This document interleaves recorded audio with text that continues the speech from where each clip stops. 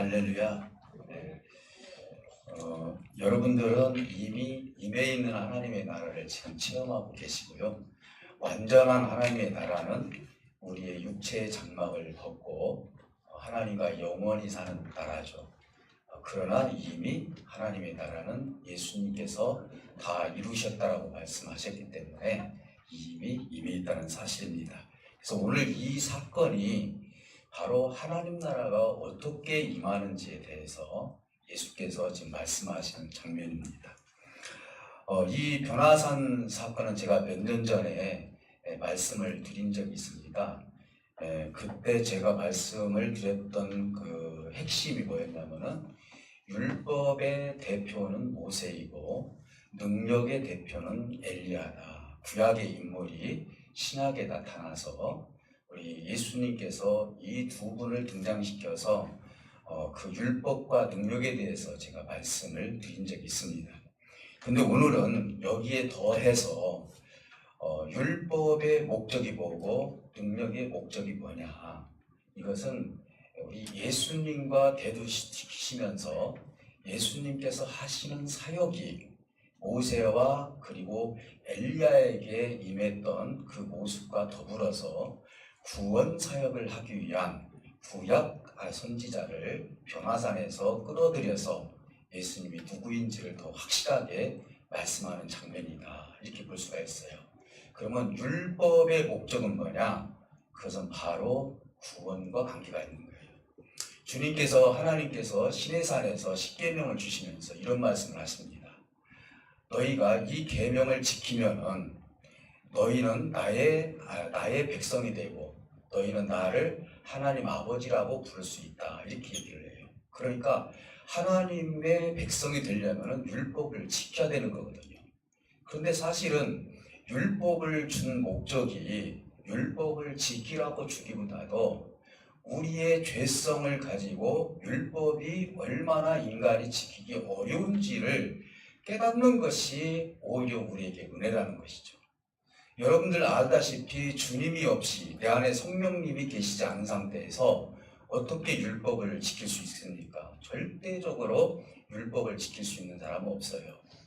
그래서 주님은 우리의 연약함을 너무나 잘 알고 계시고 하나님도 너무나 잘 알고 계시기 때문에 율법을 우리에게 준 목적은 너희가 하나님 없이는 살 수 없다라는 것을 가르쳐 주기 위한 하나님의 계획이었고 교훈이었다는 것이죠.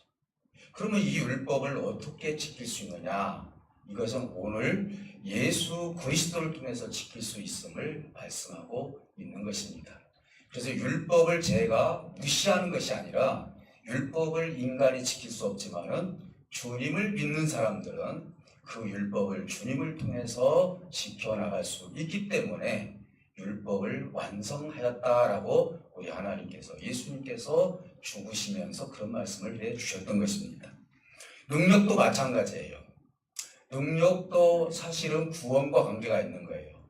사실은 모세를 통하여서 홍해를 건넜던 것도 능력이고 죽은 자를 살렸던 것도 능력이고, 그런데 여기에 분명한 목적이 있는데 이 능력 역시도 우리를 구원하기 위한 하나의 매개체다라고 볼 수가 있는 거예요. 왜 그러냐면은 주님은 십자가에서 죽으신 다음에 부활을 하시기 때문에 이것은 능력이 없이는 죽은 자 가운데서 부활할 수 있는 사람은 한 사람도 없기 때문에 그렇습니다. 그래서 우리 모세와 엘리야를 등장시킨 것은 굉장한 의미가 있는 것이다라고 우리가 생각할 수가 있는 것입니다. 사실은 이 사건을 3년의 공생의 기간 중에서 후반기에 있었던 사건이에요. 여러분들 잘 알다시피 가이사랴 빌립보 지역에 12제자를 데리고 가죠. 그때 데리고 가면서 지난날을 한번 기억을 한번 해보시기 바랍니다. 예수님이 십자가 지시기 전에 세상 사람들이 내가 누구인지를 궁금했다고 했어요. 그래서 제자들에게 세상 사람들이 나를 누구라고 하더냐라고 이렇게 질문을 했을 때 대부분이 보면은 인간의 문제를 해결해 주시는 분으로 대답을 해요. 그러니까 이걸 다른 말로 말씀드리면은 정치적인 메시아로만 생각을 한 거예요. 내가 힘들 때 도와주시고, 그리고 내가 죽을 것 같을 때 살려주시고, 그리고 내가 풀 수 없는 문제를 이분은 풀어줄 수 있는 분이다라고 거기까지만 생각을 하지, 정말로 말 그대로 우리를 구원하시고자 하는 메시아라는 그 개념이 있지 않다라는 것을 알 수가 있어요. 그래서 주님은 바로 이어서 제자들에게 물어보죠. 그러면 너희는 나를 누구라고 생각하느냐? 그러면 이 질문을 한 이유는 곧 내가 십자가에서 죽게 됐으니 대체가 나를 누구라고 생각하는지 교훈을 주기 위해서, 그리고 내가 하나님의 아들이고 그리스도라는 것을 교훈을 주기 위해서 물어보는 질문이에요. 그때 베드로가 주는 그리스도시요 살아계신 하나님의 아들이십니다 라고 얘기를 해요. 우리 주님은 잘했다라고 칭찬을 해주시죠. 그러나 그것조차도 너희 하나님께서 알려주셨기 때문에 네가 고백할 수 있다라고 얘기를 해요. 다시 말씀드리면 제자들조차도 그런 메시아관을 가지고 있기보다도 우리 예수님께서 예루살렘에 입성하셔서 이 나라의 왕이 되면은 정치적으로 내가 도움을 받을 수 있다는 생각이 대부분 그런 생각을 하고 있었다는 것이죠. 주님은 그래서 그들에게 그런 교훈을 주셨고, 그 이후에 이어서 그 자리를 떠나지 않고 어떤 말씀을 하냐면은 비로소라는 얘기가 나와요. 비로소 예수님께서 내가 예루살렘에 입성하면은 내가 많은 사람들에게 고난을 받고, 그리고 십자가에서 죽은 다음에 내가 비로소 부활을 할 것이다 이렇게 얘기를 해요. 그러니까 이런 부분을 듣고 제자들이 충격을 받을 수밖에 없겠죠. 그래서 이 말을 들은 다음에 오늘 본문으로 들어가는 거예요. 엿새가 지났어요. 그러니까 약 일주일이 지난 상태에서 베드로, 야고보, 요한만 데리고 높은 산으로 올라가셨다 그렇게 얘기를 해요. 그러면 가이사라 빌립보 지역과 헬몬산은 가까워요. 그래서 이 변화산이라는 것은 어떤 산이 있기 때문에 변화산이라고 이야기한 것이 아니라 예수님이 변화가 일어났기 때문에 그 산을 변화산이다 이렇게 얘기한 거예요. 오늘날 우리가 보면 지리산이 있고 내장산이 이름이 있잖아요. 근데 변화산은 원래 이름이 있었던 것이 아니라 내가 월병산에 갔는데 예수님께서 변화를 받았어요. 변화된 모습을 봤어요. 그래서 거기를 변화산이다 이렇게 얘기를 하는 거예요. 그러니까 헬몬산은 굉장히 높아요. 꼭대기까지 올라가면 거기에는 다 눈덩어리예요. 그러니까 1년 내내 눈이 녹으면서 물이 흘러내리겠죠. 얼마나 축복된 땅인지 몰라요. 한꺼번에 비가 오면 다 쏟아져 내려가지만은 사람들에게 필요한 만큼 하나님께서 녹여주셔서 이스라엘 백성들이 그 물을 먹을 수 있도록 하나님은 지리적으로도 헬몬산을 굉장히 높게 하셔서 혜택을 주고 있다는 것이죠. 그러면 그 꼭대기까지 올라가신 것보다도 많은 학자들은 중간 정도에 올라가셔서 이 사건이 터졌다라고 그렇게 대부분 이야기를 하고 있는 것입니다. 사랑하는 성도 여러분, 그럼 여기서 예수님과 그리고 모세와 엘리야가 구약의 인물이 왜 등장을 했는지, 그래서 황홀할 정도로 얼굴이 해같이 빛났다. 그리고 그 옷이 빛과 같이 빛나가지고 정말 눈으로 쳐다보기 힘들 정도로 화려하고 황홀한 모습을 세 제자가 보았다라고 증언을 하고 있어요. 그러면 우리가 한 3가지 정도로 의문이 가는 것도 있어요. 왜 변화된 모습을 제자들에게, 그것도 3사람에게만 보여주셨을까? 이 모습 하나하고, 그리고 2번째는 모세와 엘리야를 왜 예수님께서 등장시켜 주셨을까? 그리고 마지막 3번째는 그러면 베드로가 여기다 초막 셋을 치자고 했을 때 예수님께서, 하나님께서는 이것을 듣지 아니하시고 이는 내가 사랑하는 아들이니 그를 기뻐하는 자니 너희는 그의 말을 들으라 라고 왜 그렇게 말씀을 하셨을까? 그래서 이 3가지를 중심으로 해서 우리가 한번 이 변화산 사건을 통해서 은혜를 받도록 하겠습니다. 하나는 뭐냐면은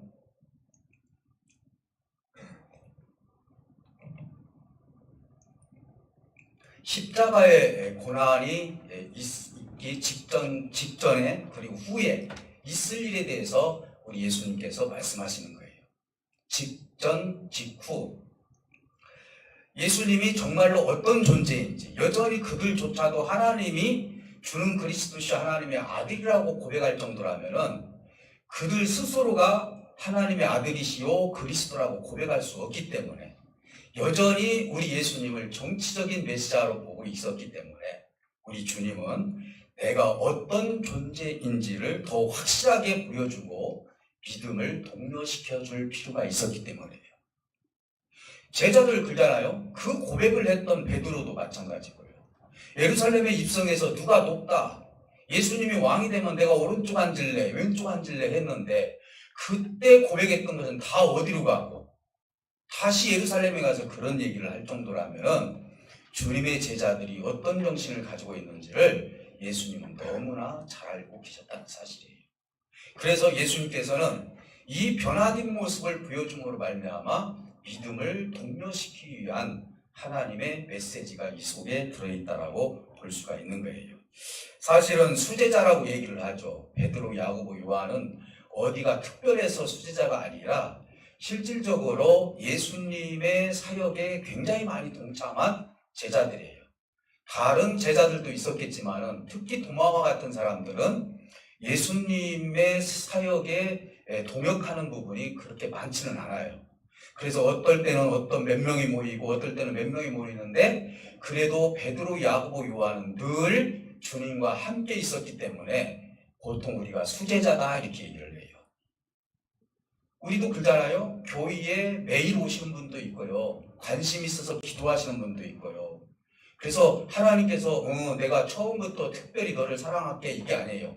12제자를 다 사랑하셨어요. 그런데 특히 유난히 베드로, 야고보, 요한만큼은 주님 앞에 오는 것을 즐겨했기 때문에 그에게 하늘의 비밀을 더 많이 알려주시고 그리고 여기에 대해서 그들에게 통솔력도 있고 리더십도 있었기 때문에 이 세 사람만 데리고 올라가도 충분히 예수님이 목적하는 바가 다 통할 수 있다라고 주님은 생각했기 때문에 세 제자를 데리고 올라갔던 거예요. 그 이유도 이따가 지금 말씀을 드리겠지만요. 그래서 이들에게 교훈을 주신 이유는 아까 말씀드렸던 것처럼 이제 오늘 뒤에 보면은 내가 이것을 보여준 것을 많은 사람들에게 이르지 말라 이렇게 얘기를 해요. 이런 모습을 보았습니다라고 말하지 말라는 거예요. 이제 여기에게도 상당한 이유가 있다는 것을 알 수가 있는 것입니다. 그러면은 12제자에 보이지 않고 3명에게만 보였던 이유는 그 무엇이냐? 그것은 이렇게 이야기한다. 주님께서 이런 부탁을 통해서 인자가 죽은 자 가운데서 살아나기 전에 이르지 말라 그랬거든요. 그러면은 12명 제자 중에서 제자들에게조차도 이야기하지 말라는 거예요. 우리가 가끔 보면은요, 주의 종들이 기도하다 보면은 이야기할 얘기가 있고 하지 말아야 할 얘기가 있어요. 하나님이 주신 것 중에서. 그러면은 이야기를 하지 않는 것은 그 이유는 그것이 이루어졌을 때 비로소 이야기가 되는 거예요. 만약에 내가 하나님께서 이랬어라고 미리 얘기를 해버리면요, 하나님께서 주신 목적을 잊어버릴 수가 있는 거예요. 특히 하나님의 은혜를 받으신 분들이 어떤 응답을 받았을 때는 삼가 조심스럽게 그런 얘기를 하는 이유가 여기에 있는 거예요. 왜냐하면은 마귀도 듣기 때문에 그래요. 그래서 예수님은 이런 부분에 대해서 심지어는 제자들에게조차도 이렇게 보았다라고 이야기하지 말라 이렇게 이야기를 합니다. 그러면 이 이유가 2가지 정도 우리가 한번 정리해 볼 수가 있어요. 그 정리를 해본다면 뭐냐면요, 만약에 이 사건을 예수님께서 부활하시기 전에 많은 사람들이 알게 되면은 이런 일이 벌어져요. 지금도 역시 다 정치적인 메시아로 보고 있기 때문에 이것을 통해서 정치적인 메시아 사상만 더 촉발시킬 수밖에 없기 때문이에요. 아, 그런 분이었어?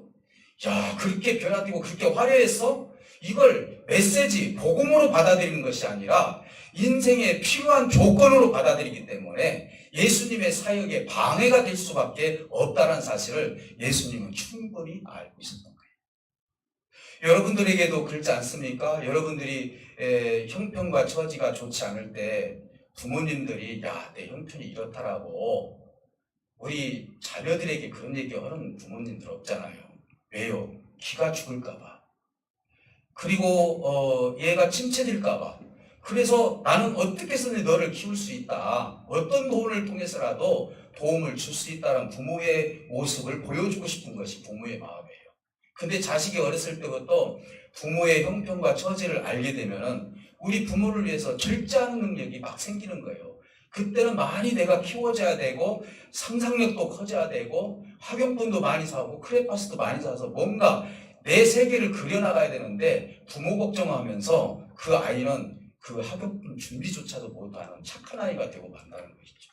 부모님들은 그거 알기 때문에 내가 형편이 어렵다는 것을 비밀로 할 때가 많이 있어요. 아마 여러분들은 그런 부분들 자식이 할 말이 있고 하지 못할 말이 있었을 것입니다. 그래서 더 많은 사람이 예수님이 누구인지를 정확히 알지 모르기 때문에 정치적인 왕이 될 사람으로 착각을 해서 이 일에 대해서 더욱더 고조가 돼버리면 문제거리가 심각해진다는 거예요. 여러분, 예수님께서 이미 예루살렘에 입성하실 때 호산나 호산나 하면서 자기 옷을 벗어서 이 땅바닥에 내려서 환영을 해주지 않습니까? 그런데 그 무리들 중에는 제대로 된 신앙인도 있었겠지만은 정치적인 메시아로 받아들인 백성들도 충분히 있었다는 사실을 우리가 알 수 있는 거예요. 주님은 아시죠?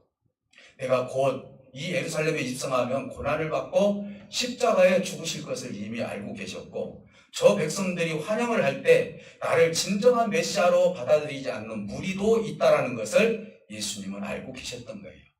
이 정도로 우리 예수님에 대한 생각이 정치적으로 생각을 하기 때문에 내 문제를 풀어주는 마침 왕처럼 생각을 하기 때문에 주님은 삼가 이것을 조심해달라고 제자들에게 제자 3명에게 이야기를 해주신 거예요. 또 하나를 좀 말씀을 드린다면요, 예수님 사역 중에서 가장 강력한 메시지가 뭐냐? 물론 그 팔복음도 전했고요, 팔복도 얘기를 했고 죽은 자도 살렸고 그리고 여러 가지 일들을 다 치루시면서 천국 복음을 전하셨지만은 가장 강력했던 것은 뭐냐? 죽은 지 3일 만에 부활하신 거예요. 다시 말씀드리면 죽은 자 가운데서 살아나시는 것처럼 더 큰 메시지가 없다라는 것을 주님은 알고 계시기 때문에 이 일을 미리 알리게 되면은 결국은 그 죽음이라는 곳에 내가 임하게 되는데 이 사역에 방해가 되고 그리고 이 표적을 보여달라고 했던 그 많은 사람들에게 혼돈을 줄 수밖에 없기 때문이에요. 예수님께서 하루는 이런 얘기를 하시죠. 표적을 많이 이렇게 보여주시니까 유대인들이 그런 얘기를 해요. 당신이 진짜 하나님의 아들입니까? 이렇게 물어봐요. 그러면은 당신이 진짜 하나님의 아들이면 우리들에게 표적을 한번 보여주시오. 이렇게 얘기를 하는 거예요. 여러분, 유대인들은 표적을 구하고 헬라인들은 지혜를 구한다라고 그렇게 얘기하지 않습니까? 표적이라는 것은요, 계속 하면 할수록 더 표적을 내야 돼요. 여러분, 우리가 보통 표적을 맛본 사람들 있잖아요. 그게 나쁘다고 얘기하는 하지 않지만요. 그 표적을 맛본 사람은요, 내가 표적을 맛보지 않으면은 이상하게 신앙이 싱거워요. 그래서 나는 꼭 내가 하나님을 안 믿는 것 같고, 하나님 안 계신 것 같고, 그래서 마침 마약처럼 하나님 앞에 표적을 구하는 사람들이 많이 있어요. 유대인들이 그랬어요. 당신이 하나님의 아들이라면은 표적을 한번 보여봐라 이렇게 이야기했을 때 주님께서 하신 말씀이 있어요. 내가 너희에게 보여줄 표적은 요나가 큰 물고기 뱃속에서 3일 후에 나왔던 것처럼 인자가 무덤에서 3일 만에 나오는 것밖에 없다 이렇게 얘기를 해요. 이것처럼 큰 표적이 없잖아요. 근데 그 당시에 유대인들이 그것을 믿지도 않았을 뿐더러 이해도 하지 못했어요. 그 맥락을 보면은요. 심지어는 성전을 헐어버려라. 내가 3일 만에 다시 세우겠다. 이 말은 예수님께서 죽으시고 다시 부활하셔서 너희들의 마음에 성전이 세워진다는 그 얘기 아닙니까? 그럼에도 불구하고 이 성전이, 헤롯 성전이 얼마나 돌로 단단하게 세워졌는데 당신이 누구이길래 무슨 권한으로 이 성전을 헐으라고 라고 하면서 이것은 신성모독죄라고 하면서 얼마나 그 비방을 합니까? 이 정도로 그들은 표적을 구하고 있으니 만약에 변화산에서 예수님께서 이런 변화를 받았다 하면은요, 이들은 예수님이 주신 복음보다도 지금 일어나는 현상만 가지고 그 예수를 따를 수밖에 없기 때문에 우리 예수님은 이 일을 이루지 말라고 하셨던 거예요. 오늘 우리의 신앙관도 다시 한번 세워볼 필요가 있어요. 하나님 무엇인가 나에게 형상이나 환상이나 아니면은 주님이 주시는 어떤 특이한 내가 현상을 내가 받았다고 해서 그것이 전부가 아니라는 사실을 여러분 꼭 믿으시고 정말로 정리된 하나님의 메시지를 가지고 구원의 백성답게 살아가시기를 다시 한번 주님의 이름으로 축원해 드립니다. 사랑하는 성도 여러분, 그렇다면은 이제 또 하나는 뭐냐? 왜 변화산에서 구약의 인물 모세와 엘리야를 동원을 하셨을까? 이 부분에 대해서 우리가 더 다시 한번 깊이 생각할 필요가 있어요. 지난 몇 년 전에 있었던 그 내용이지만은 모세는 율법의 대표자예요. 왜냐하면 십계명을 받았기 때문에. 엘리야는 능력을 대표하시는 분입니다. 그래서 여기에 목적은 다 구원에 있다라고 분명히 말씀하고 있는 장면이에요. 자, 그렇다면은요, 율법과 구원, 능력과 구원에는 반드시 목적이 있어요. 제가 여러분들에게 한번 말씀을 드립니다. 율법을 지켜서 구원을 받을 수 있는 사람은 이 땅에 사도 바울도 없고요. 그렇게 훌륭한 분도 없고 모세도 없고요. 다 없어요. 어떻게 율법을 지켜서 구원을 받을 수 있습니까? 여러분 쉽게 말하면 바리새인들은 얼마나 율법을 잘 지켰다고 스스로 자랑합니까? 하루에 나는 3번씩 기도를 하고 11조를 드리고 심지어는 여러 가지 11조도 드린다라고 하면서 그들의 신앙을 얼마나 자랑을 합니까? 근데 우리 주님이 뭐라고 말씀하십니까? 너희들은 너희 스스로를 속이고 있다고 얘기를 하고 있어요. 심지어는 이제 독사의 자식이라고 얘기까지 하고 있어요. 이것은 뭐냐면요, 자기가 율법을 지켜서 구원에 이를 수 있다라고 이야기를 하는 거예요. 예수님께 찾아왔던 그 부자 청년도 내가 율법을 다 지켰다고 얘기를 하는 거예요. 그러나 너에게 부족한 것이 있다고 하지 않습니까? 그런데 어떻게 율법을 지켜서 우리가 구원을 받습니까? 우리 인간 스스로는요, 율법을 지켜서 구원받을 수 있는 정말 인간은 하나도 없다는 것을 알 수 있어요. 그러면 왜 율법을 주셨느냐? 아까 말씀드렸던 것처럼 율법은 나를 발견할 수 있어요. 내가 죄를 가지고 있구나. 이런 죄에서 나를 어떻게 누가 구원해 줄 수 있을까? 사도 바울 선생님이 오라 나는 공고한 자다. 이 말은 뭔 말이냐면 내 속에 왜 자꾸 죄성이 움직이는지 모르겠다. 나를 구원해 주실 분은 십자가에서 죽어주신 예수님밖에 없다라고 그렇게 고백하지 않습니까? 이렇게 놓고 본다면 사도 바울도 율법으로 구원받을 수 없음을 고백하는 장면이 그 속에 있는 거예요. 많은 사람들은요, 내가 율법을 지키지 않아가지고 양심의 가책을 느끼고 너무너무 힘들어하는 경우가 있어요. 아니에요. 교인은요, 턱이 낮아져야 돼요. 세상에 죄인이라고 말하는 사람, 손가락질을 당하는 사람, 내 스스로가 죄가 많다는 사람, 이런 모든 사람들은 주님의 몸된 교회에 나와서 그 모든 구원의 문제를 해결해야 할 이유가 있다는 사실을 믿으시기를 주님의 이름으로 축복해 드립니다. 그들은요, 더 이상 세상에서 자기 스스로 정죄해서도 안 되고요, 내가 누군가를 정죄해서도 안 되는 거예요. 주님도 정죄하지 아니하고 내가 너를 위해서 십자가에서 죽었으니 너는 나를 믿고 구원을 받으라고 이야기하고 있지 않습니까? 사랑하는 성도 여러분, 그래서 율법을 지킬 사람은 없지만은 이제는 율법을 지키는 분이 한 분이 오셨어요. 그분이 누구냐?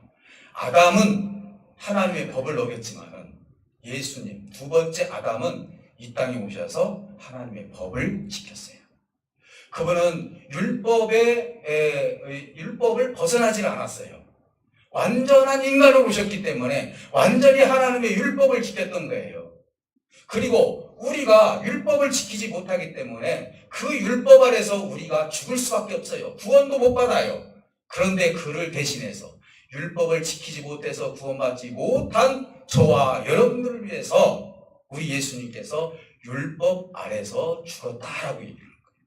이 말은 우리 주님께서 우리를 대신해서 죽어주셨다는 거예요. 그러면 우리가 율법을 내 안에 들여놓을 수 있는 것이 뭐냐? 그것은 바로 예수님이 내 안에 계실 때 율법을 지킬 수 있다고 말씀하셨어요. 우리 주님은요, 내가 율법을 폐하러 온 것이 아니라 율법을 완성시키러 왔노라 이렇게 얘기를 해요. 이 말씀은 무슨 말씀입니까? 우리 안에 주님이 계시면은요, 내가 비록 순간순간 죄를 짓는다 할지라도 우리 하나님께서 그때그때마다 하나님의 법을 지킬 수 있는 능력을 주시는 거예요. 여러분, 정말 하나님의 사랑을 받은 사람들은요, 하나님이 능력을 줘요. 율법을 지킬 수 있는 능력을 주는데 우리가 뭐라고 합니까? 이웃을 사랑하고 하나님을 사랑하라고 얘기를 해요. 근데 우리 스스로는 그렇게 사랑할 수 없어요. 근데 우리 주님이 내 안에 계시기 시작하면은요, 원수가 친구가 되고, 사랑하지 못한 사람을 사랑하게 되고, 용서하지 못하는 사람을 용서하게 된 거예요. 나는 수도 없이 그런 사람들 많이 봤어요. 너무너무 목사님 억울해요. 내가 죽는 한 있어도 내가 눈을 감지 못할 정도 너무너무 힘들었어요. 나 도무지 심지어는 내가 사랑하는 남편까지 다 용서할 수 없어요. 라고까지 했던 분들이 있어요. 이것은 뭡니까? 나중에는 용서가 됐다고 얘기를 하더라고요. 왜 그럴까요? 우리 하나님은 귀엽고 내 안에서 율법을 지킬 수 있도록, 완성시킬 수 있도록 우리를 끌고 가시기 때문에 그래요. 사랑하는 성도 여러분, 이 율법은요, 우리 주님이 대신해서 율법을 해서 죽어주셨고, 오늘 우리에게 주신 은혜 가운데 율법을 지킬 수 있는 주님이 내 안에 계시기 때문에 우리 주님은 이 모습을 통하여서 결국은 이 인물들을 통해서 구원의 역사를 이루게 되는 거예요. 또 능력은 뭡니까? 이 능력은 바로 죽음에서 부활이에요. 엘리야가 능력을 행했습니다. 모세가 율법을 받았어요. 그렇다면은요, 이 구원을 완성하려면은 누군가가 해줘야 돼요. 율법의 완성도 우리 주님께서 해주셨고요.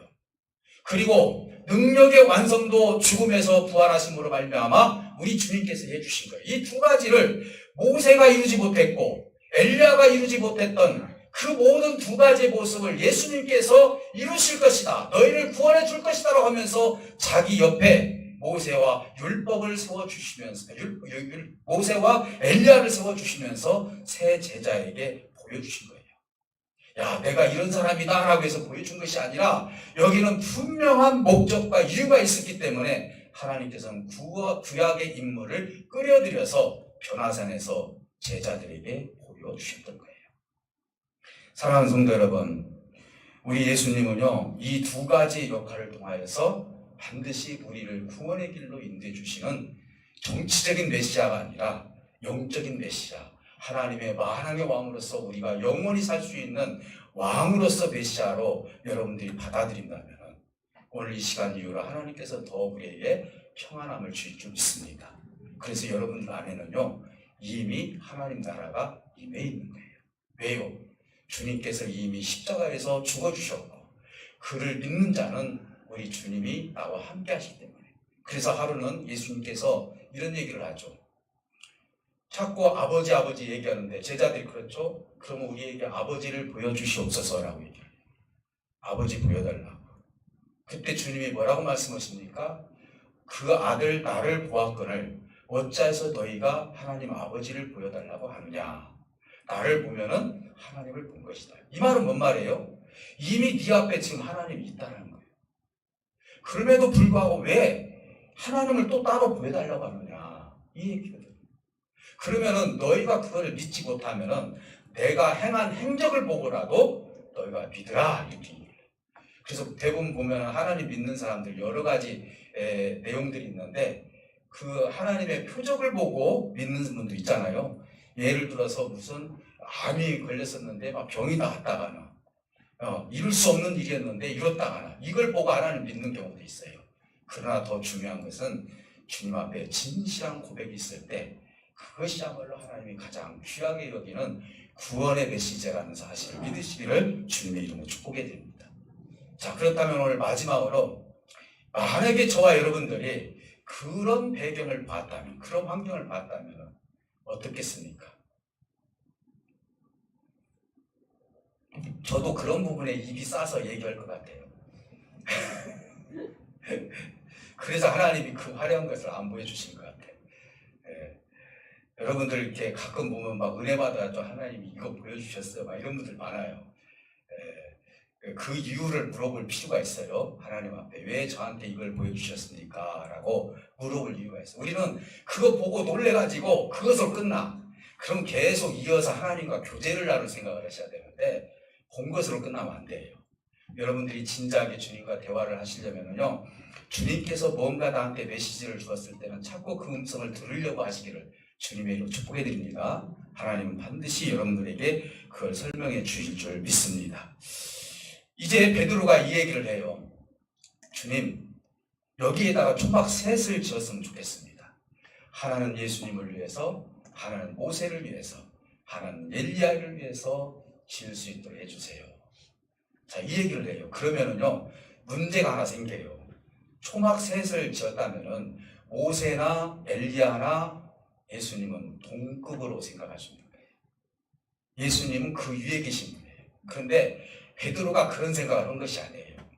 너무나 황홀했고, 내가 이런 위대하신 분을 내가 보면서 내가 그분을 섬긴다는 자체가 너무너무 좋으니까. 여러분, 누군가가 좋은 분 있으면 막 이것도 주고 싶고 막 저것도 주고 싶고 막 그러잖아요. 저는 이게 식당에서 밥을 먹으면 목사님 이것도 잡수고 저것도 잡수고 막 그래요. 그래도 내 배가 커서 다행이지, 만약에 그렇지 않으면은 아마 소화불량으로 굉장히 힘들었을 거예요. 참 능력이 있어, 먹는 거에 대해서는. 예, 그것도 참 하나님께 감사하죠. 예, 그런데 이제 이 베드로가 그런 생각을 한 거예요. 너무너무 좋으니까 여기에 초막 셋을 짓고 내가 섬기고 싶다라는 거예요, 주님을. 그랬는데 그 말이 끝나자마자 구름이 내려와가지고 세 명의 모습을 싹 가려버렸어요. 그런 다음에 구름이 걷히면서 모세와 엘리야는 보이지 않고 누구만 남았더라? 예수님만 남았더라. 그러면서 하늘에서 음성이 들립니다. 이는 내 사랑하는 아들이니 내가 기뻐하는 자니 너희는 그의 말을 들으라. 이 이야기를 또 언제 하셨죠? 세례 요한에게 세례를 받으셨을 때 하늘에서 비둘기 같은 성령이 내리시면서 그 얘기를 하시지 않습니까? 이제는 죽음이 가까운 상태에서 이제는 그의 말을 들으라는 거예요. 이 말은 뭔 말입니까? 오직 너희 눈에는 율법을 어떻게 지킬까? 능력을 내가 어떻게 행할까?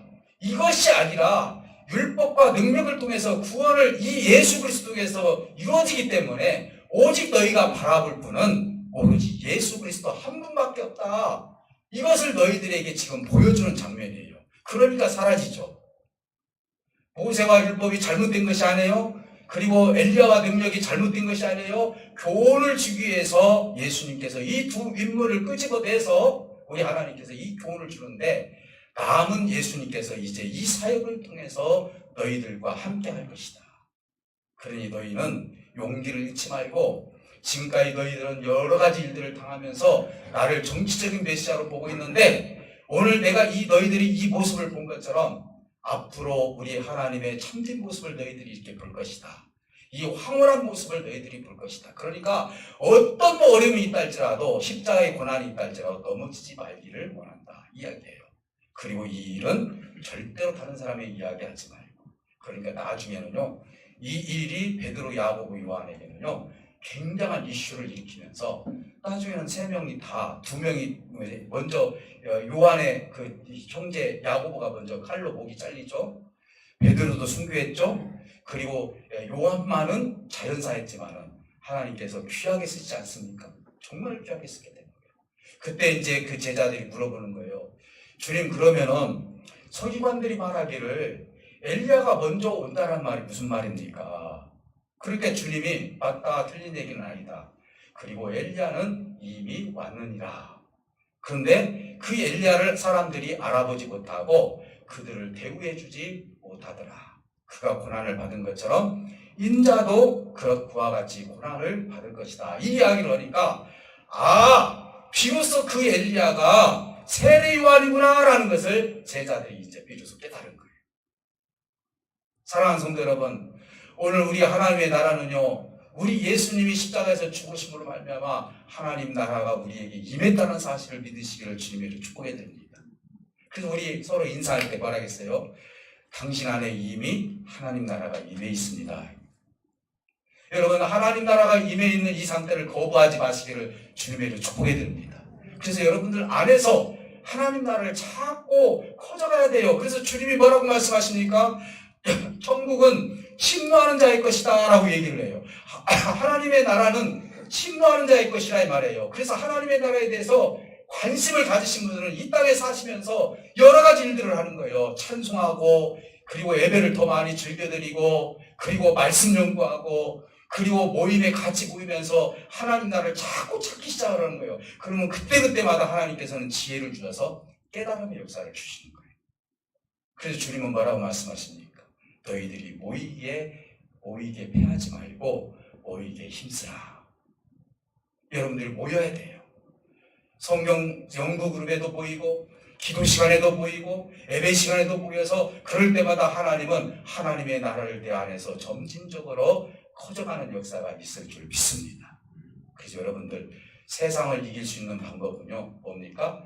내 안에서 하나님 나라가 커질 때 세상을 능히 이길 수 있는. 그래서 주님은 이렇게 표현하죠. 너희들이 넉넉히 이기고 넉넉히 구원을 받을 수 있는 은혜가 임할 것이다 라고 말씀하고 있는 거예요. 오늘 이 말씀을 통하여서 여러분들에게 이미 하나님 나라가 임했다는 사실을 믿으시고, 오늘 주님이 왜 변화산에서 이런 모습을 보여줬는지 생각하시면서 여러분 용기 잃지 마시고 이 땅에 사시면서 하나님의 큰 뜻을 이루어갈 수 있는 저와 여러분들이 되시기를 주님의 이름으로 축복해 드립니다. 우리 잠깐 기도할 때 하나님께서 여러분들과 함께 하실 것입니다. 하나님, 내 안에 있는 하나님의 나라가 더 확장되기를 원합니다. 그래서 세상에서 근심하고 염려하지 아니하고 그 하나님 나라를 소망하기를 원합니다. 우리 하나님께 간절한 마음을 가지고 우리 다 같이 기도하십니다. 하나님, 감사합니다. 베드로가 얼마나 황홀했는지 여기에 초막 셋을 짓자고 얘기했던 것은 우리라도 그렇게 할 수밖에 없었을 것입니다. 하나님 나라의 그 황홀한 그 모습을 보면서 우리는 어떤 아버지 하나님 마음을 가지고 목적을 가지고 우리가 살아가는지, 우리 안에 이미 하나님 나라가 임해 있는데도 불구하고 세상 나라를 바라보면서 근심하고 염려하고 걱정하는 그런 어리석은 삶을 살지 않도록 도와주시고, 이미 내 안에 예수 그리스도를 보심으로 말미암아 이제 율법에서 자유를 누리고 능력에서 자유를 누리면서 구원의 바늘에 설 수 있도록 인도해 주셨사오니, 예수 그리스도로 말미암아 우리 안에서 하나님의 나라가 더욱더 커져가는 역사가 있도록 우리 하나님 함께 해주시기를 원합니다. 하나님, 내가 이 땅에 살아가면서 여러 가지 어려운 일이 있다 할지라도 주님 말씀 안에서 능히 주님의 뜻을 이루어가기를 원합니다. 오늘 이 시간 또 아픈 부위에 손을 얹고 기도하는 생명들, 하늘의 치유의 강선을 쪼여주셔서 우리 하나님께서 치료해 주시고 영육간의 강건한 삭 가운데 아버지의 뜻을 이루어드릴 수 있는 저들의 삶이 될 수 있도록 은총을 쏟아 부어주시고, 오늘 한 사람 한 사람들에게 능력 있는 삶이, 그리고 구원의 삶이 흘러넘칠 수 있도록 인도해 주셔서 부활하신 우리 주님을 찬양하고 높여드릴 수 있는 우리 모두가 될 수 있도록 은혜를 쏟아 부어주시길 원합니다. 우리에게 이 모양 저 모양으로 교훈을 주시는 우리 아버지 하나님, 우리에게 지혜와 지식을 충분히 내려주셔서 모이기에 힘쓸 수 있도록 도와주시고, 모임으로 말미암아 하나님의 뜻을 관찰시키고 그리고 아버지를 더 깊이 생각할 수 있는, 묵상할 수 있는 귀한 시간이 되게 하여 주셔서 우리의 삶이, 모든 삶이 형편과 처지 속에서 하나님의 뜻을 이루어갈 수 있는 우리의 삶이 될 수 있도록 인도하여 주시옵소서. 감사를 드리며 예수 그리스도 이름으로